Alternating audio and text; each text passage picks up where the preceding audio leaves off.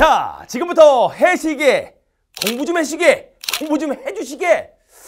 조선시대의 해시계, 이 앙부일구에 대해 좀 더 자세히 알아보도록 하겠습니다. 자, 우선 이 앙부일구가 만들어진 배경에 대해서 설명을 드리자면, 조선 초기 혼란기를 극복한 세종대왕은 과학기술 발전에 상당한 노력을 했고 다양한 발명품들을 만들어내기 시작합니다. 그중 하나인 솥 모양의 해시계라는, 공부 좀 해시계 라는 뜻의 이 앙부일구는 1434년 세종 16년 도성 안을 다니는 행인들이 쉽게 볼 수 있도록 종로 1가 해정교와 종로 3가 종묘 앞에 세워지게 됩니다. 그를 모르는 이 백성들을 위해서 12지신 동물들로 시각을 그려놓기도 했었지요.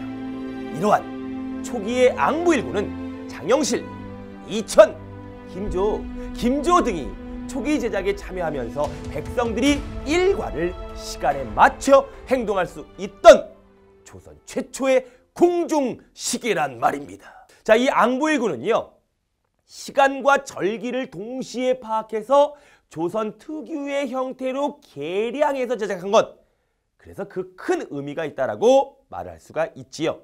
자, 그러면 지금부터 이 앙부일구를 이용해서 어떻게 시간과 절기의 변화를 읽는지에 대해 설명을 드리도록 합니다. 앙부일구를 자세히 보시면 7개의 세로선, 즉 시각을 나타내고요, 13개의 가로선은 절기를 나타냅니다.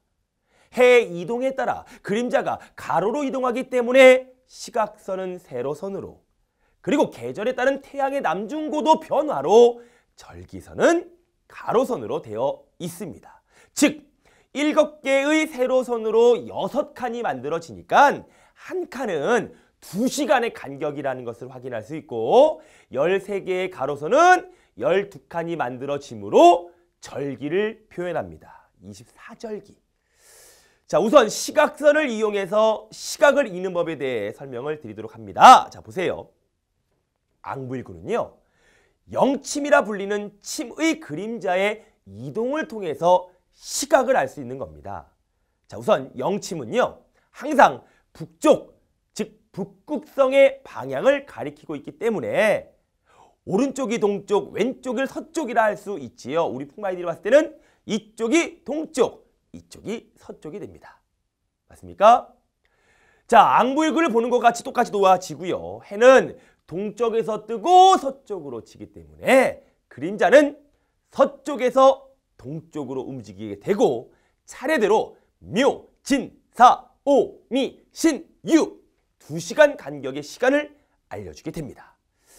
자, 지금은 해가 진시, 즉 지금의 아침 8시에 있기 때문에 그림자는 이렇게 있을 것이고요. 자, 시간이 흘러 미시 14시가 되면 그림자는 이와 같이 돼 있을 것입니다. 다음으로는요, 절기선을 이용해서 절기를 읽는 법에 대해 설명을 한번 해봅니다. 앙부일구는 여름에는 짧아지고 겨울에는 길어지는 그림자의 변화를 절기선을 따라 알 수 있게끔 했습니다. 자, 여름 이 하지일 때는요, 해가 아주 높이 뜨지요. 그러니까 그림자가 짧아져요.